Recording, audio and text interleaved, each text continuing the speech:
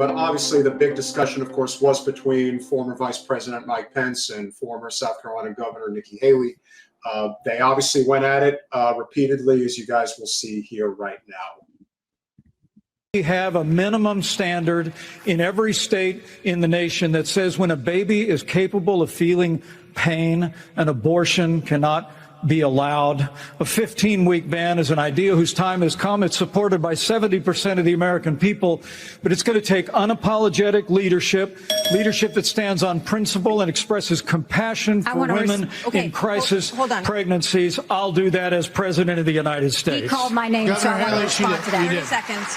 So first of all, I will say it is in the hands of the people, and that's where it should be. But when you're talking about a federal ban, be honest with the American people. We haven't had 45 pro-life senators in over 100 years. So no Republican president can ban abortions any more than a Democrat president could ban all those state laws. Don't make women feel like they have to decide on this issue when you know we don't have 60 Senate votes in the House. 70% of the American people support legislation to ban abortion after a baby is capable of experiencing pain. It's just going to take leadership. Hold on. 70% of the Senate does not. You have to be honest with the American people. We have to have a 15-week limit. Hold on. Listen. I actually really like that she was calling him out on. I love when they talk about things that are not within their control. I love when they talk about issues when it isn't something they could just do as president. Now, if it's something that you can just do, then I love it. You know, you get in there and say, I'm going to pardon Julian Assange, I'm with you, you know. But when they talk about these bigger issues, as if they're just going to go do that. And I love that she called him out on that. That's not even in their authority to do so. Absolutely. And that's why I said I thought that Nikki Haley actually had a pretty decent night. She's right in her position on that, because and this is why Republicans need to find a way to talk about this. And this is why I thought that it was really great for the Republicans. What you saw, Pence is when it comes to pro-life, he wants a federal ban, like a total ban on abortion across the board. But there are people who are more moderate when it comes to abortion, like a Nikki Haley. And the point that she was making is that we've been saying all along that we want to send it back to the states. And now that we're sending it back to the states, we're now saying that we want a federal ban on abortion. It's not working out the way they thought it would. Yeah, and it's just not working out. So I thought that was a very good moment. And you saw the speaking for different voices in the Republican Party. So that's on the conservative movement. So that's why I thought that it was a good moment. But we're still going to have to find a way to talk about that. And I wish Tim Scott had actually just interjected himself. He was trying to be very nice and he was trying to be the adult in the room. But the problem is that when you're on the stage with 8 people and all of you all are like gunning for these viral moments, you have to get in the game. And unfortunately, he ended up taking himself out of the game because he was too reserved. He was too measured. And it just didn't work for that stage. I've heard him talk about abortion, this whole cradle to the grave point that Republicans have made, talk about investments in early childhood education, talk about those child tax credit, talk about investment in families. Republicans need to start talking about what happens once the baby gets here. And I've heard Tim Scott talk about this, but it was totally missing from last night. And I think that's where the Republicans need to go when talking about abortion. But Pence, there will be no federal ban.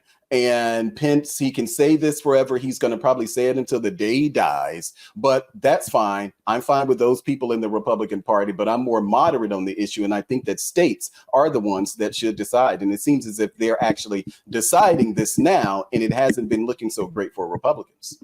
That's the point. That's why they don't like it. So I actually think that, and if I were advising a Republican candidate on this, and as someone who is vehemently pro-choice, I would honestly say you just need to stick with it. You're content that Roe versus Wade was overturned. You believe this should be left to the states, and that you should just flat out say, I don't support a federal ban because I already have come out saying I think this should be a state issue. So how can I say this should be a state issue and now I'm supporting a federal ban? And then you're completely consistent without completely pissing off people that do support a woman's right to choose in your party. And so to me, any of them that take any other position, you're just inviting a problem that you don't even need to have. And so he just proves that he really is just a religious zealot. The fact that he really is seeking that, and good, let people see that, because it's not popular. Yeah, absolutely. I mean, this was definitely Nikki Haley's strongest moment, which, I mean, it should be, like, honestly, like, I mean, you know, she definitely was the strongest on this issue. And I believe it was her strongest moment overall, because she really did, like you say, break down the fourth wall and call out, you know, all of this BS on what people are actually going to do and what they can do, what's actually possible to do as president, versus what you would like to do in a perfect world, which doesn't exist. And I do believe that the Republican Party is going more moderate on this issue, and realizing that this is not a winning political issue. And it's also honestly not really even a political issue. It's such a personal issue that it needs to be, I think, you know, removed from the discussion as far as like a black and white type of thing. So let's bring it back to the states or make it local is a very good talking point for Republicans to be more moderate on abortion. Will win a lot of independents over, you know, may even win some moderate Democrats over to the Republican side, because that is one issue where a lot of Democrats are not willing to budge. If they're staunchly pro-choice and they're staunchly pro-life on the Republican Party, these single issues are not going to win anybody over. So I do think that she did great there, and I love that the Republican Party is actually going more moderate on this issue overall. And I do believe that the staunch pro-life sect of the Republican Party is dying, and Pence is, you know, one of those dinosaurs that is going out of style.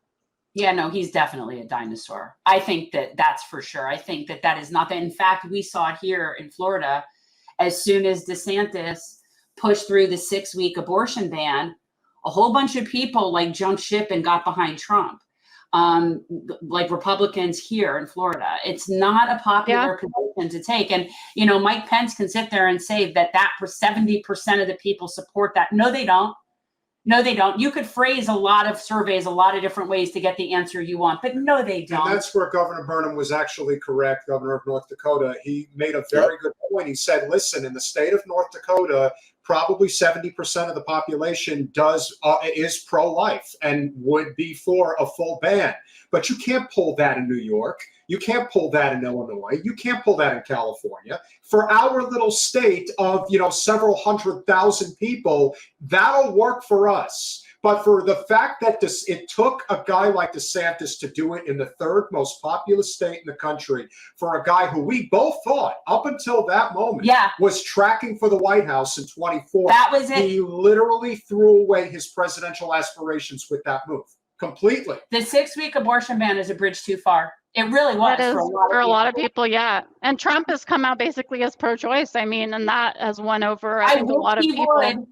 Well, he pretty much has. I mean, like, honestly, like, he has not said that he's pro-life, and he's been very, you know, he's danced around the issue a bit. But for a Republican, though, I mean, the things that he said is basically he's a pro-choice Republican without him saying that. I mean, I believe that Trump has been pro-choice. I mean, Trump was a Democrat, you know, before. I don't think he's ever been staunchly pro-life. I think that's why he picked Pence to win the pro-life vote in the general, and that's exactly why he picked him as his running mate. But I do not believe that is how Trump really feels. And when he's pushed on the issue, you can tell that deep down he's pro-choice, and he's you know, he's at least very moderate on the issue, and at least like a states' rights person, if not staunchly pro-choice on the issue. And I think that is winning over people from DeSantis, you know, because he is staunchly pro-life. Yeah.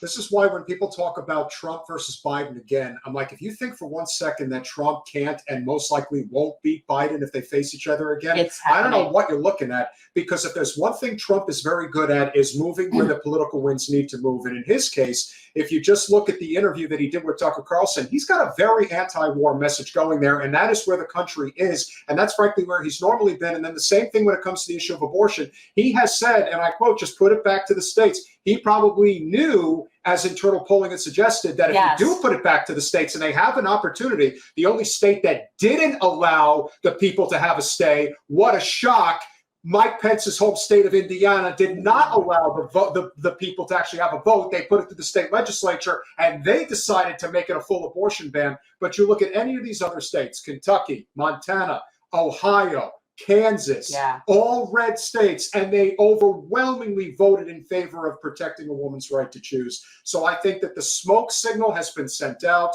and that is why when Trump ultimately picks his VP, it is going to be a much more moderate choice than the one that Mike Pence was in 2016. Thanks for watching.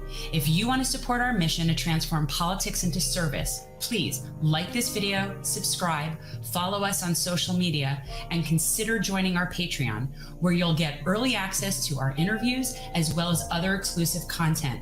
Links are in the description. Peace out.